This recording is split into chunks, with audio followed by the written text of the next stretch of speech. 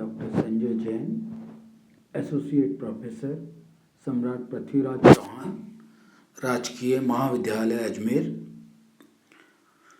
इससे आज हम सी प्रोग्रामिंग में ऑपरेटर्स पे बात करेंगे। इससे पूर्व भी हम ऑपरेटर्स पे 5 लेक्चर दे चुके हैं। आज उससे आगे हम बात करेंगे। पूर्व में हमने असाइनमेंट ऑपरेटर, लॉजिकल ऑपरेटर, काफ़ी टाइप के ऑपरेटर्स हमने पढ़े हैं। आज हम इन ऑपरेटर्स पे आगे चल रहे हैं और जो इनमें यूज़ होने वाले हैं वो ले रहे हैं, और स्पेशल टाइप के ऑपरेटर और आज हम इसमें लेंगे। एक कंडीशनल ऑपरेटर हम यहाँ ले रहे हैं जो अभी तक जो हमने पढ़े हैं उनसे थोड़ा से डिफरेंट है। इससे डिसीजन भी आता है। इस श्रेणी में मात्र एक ही ऑपरेटर क्वेश्चन मार्क ये इसलिए लिख रहे हैं कि हम इसके जो इसका एक्सप्रेशन है उसमें ये यूज़ होता है, ऑपरेटर आता है। चूंकि इसमें 3 ऑपरेंड काम में आते हैं। अभी तक जो हम ले रहे थे 2 ऑपरेंड और इस तरह के ले रहे थे, इसमें 3 ऑपरेंड काम में आते हैं। अतः इसे टर्नरी ऑपरेटर के नाम से भी हम इसको जानते हैं, कंडीशनल ऑपरेटर को। ओके, तो टर्नरी ऑपरेटर के नाम पे कंडीशनल ऑपरेटर आता है। बाकी बाइनरी हैं और यूनरी ऑपरेटर हैं जो हमने अभी तक पढ़े थे। और इसका यूज़ बहुत इम्पॉर्टेंट है। मैथमेटिकली जब हम काम में लेंगे तो ये कई जगह काम में आएगा। इस ऑपरेटर कंडीशन को जनरली हम किसी चीज़ को जांच करने में काम में लेते हैं कि किसी की जांच करेंगे तो या तो सही होगा या गलत होगा। तो कई बार ये कंडीशनल ऑपरेटर एज ए जो आगे हम कंट्रोल स्टेटमेंट पढ़ने जाएंगे, आगे पढ़ेंगे, जिससे पूरे हमारे सॉफ्टवेयर या प्रोग्राम डेवलप होते हैं, उसमें भी ये छोटे रूप में काम देता है। इसका जो प्रारूप है वो कुछ इस तरह का होता है। पहला आता है लॉजिकल एक्सप्रेशन 1। 3 एक्सप्रेशन काम में आ रहे हैं इसमें, जिन्हें हमने 3 ऑपरेंड कहा है। पहला लॉजिकल ऑपरेशन 1। इसका मतलब क्या है? लॉजिकल एक्सप्रेशन में जो कंडीशन हमें जांच करानी है वो हम यहाँ लिखेंगे लॉजिकल एक्सप्रेशन 1 की जगह, और क्वेश्चन मार्क लगा देंगे कि whether it is true, false. Okay, फिर आएगा पहला एक्सप्रेशन के बाद एक्सप्रेशन 2 और कॉलन लगेगा, ये 2 डॉट वाला। ओके, फिर आएगा एक्सप्रेशन 3। ये इसका एक फॉर्मुलेशन है लिखने का, जिससे कंप्यूटर का कंपाइलर समझ जाता है कि ये कंडीशनल ऑपरेटर काम में आ रहा है। Logical expression 1, question mark, expression 2, colon and expression 3। Okay, यहाँ पे प्रथम एक्सप्रेशन में लॉजिकल ऑपरेटर के माध्यम से कोई कंडीशन दी जा सकती है। यदि कंडीशन ट्रू है तो एक्सप्रेशन 2 रन होगा या एग्जीक्यूट होगा। एक्सप्रेशन 2 अपना आंसर देगा। और अगर ये फॉल्स है, गलत है, ट्रू नहीं है, तो एक्सप्रेशन 3 रन होगा। 2 में से एक एक्सप्रेशन रन होगा, 2 और 3 में से। ये डिपेंड करता है एक्सप्रेशन 1 से। ओके, जैसे एक इन्होंने उदाहरण दिया है, a greater than equal to 36 question mark. Okay, क्या a 36 से बड़ा है?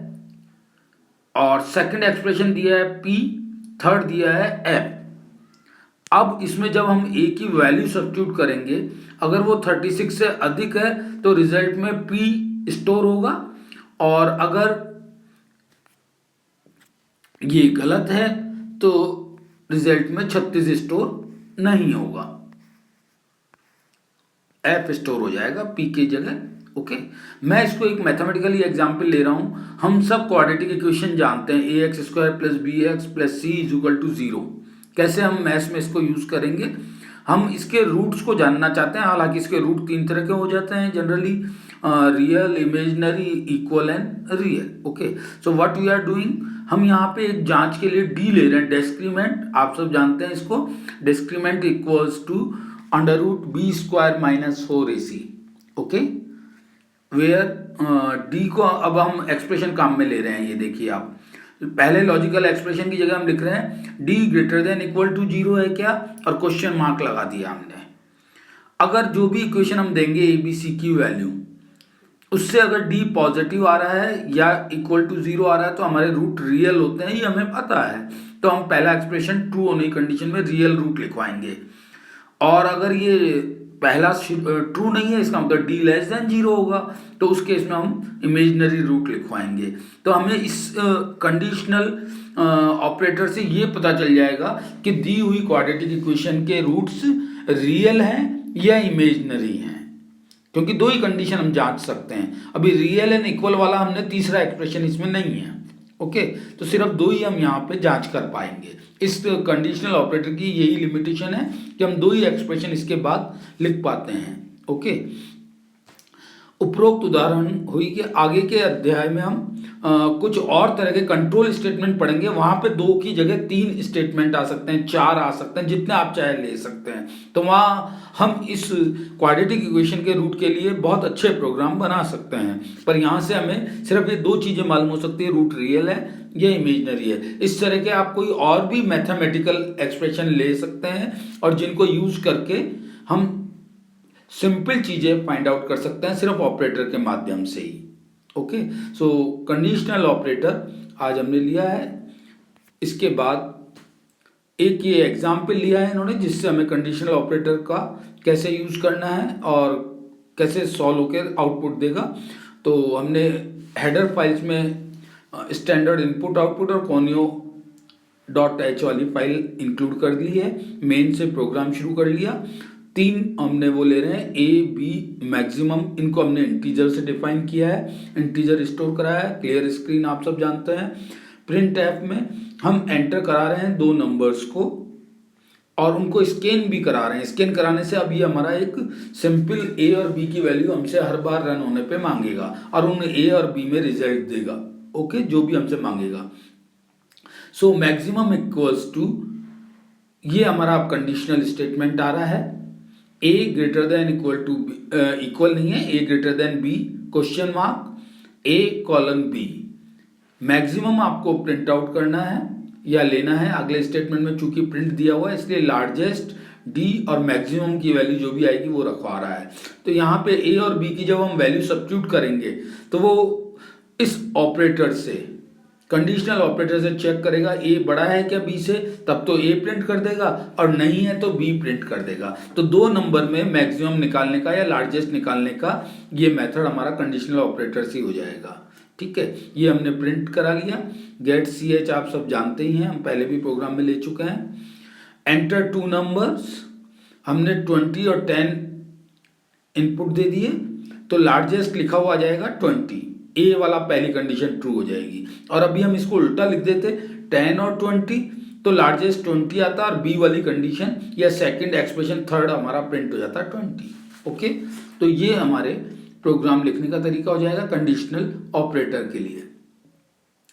आज हम ले रहे हैं अब ये कुछ स्पेशल टाइप के ऑपरेटर, जिनमें ये साइज ऑफ ऑपरेटर है, ये हमारे काफ़ी काम में आता है। और कुछ list operator, member operator, list separator कहलाता है, अलग अलग लिस्ट को सेपरेट करने के लिए जो कॉमा काम में लेते हैं।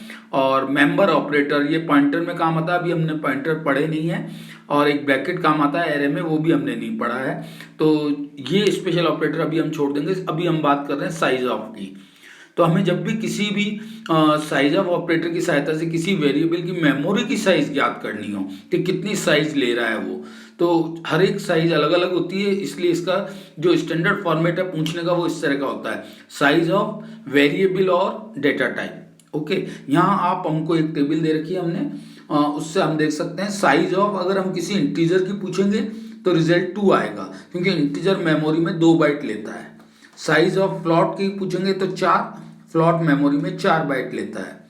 साइज ऑफ पी, ये कांस्टेंट कैरेक्टर है पी, तो ये सिंपल मेमोरी में 2 बाइट लेगा, कंपाइलर उसको 2 दिखाएगा और उसको एक इंटीजर ही मानता है कंपाइलर।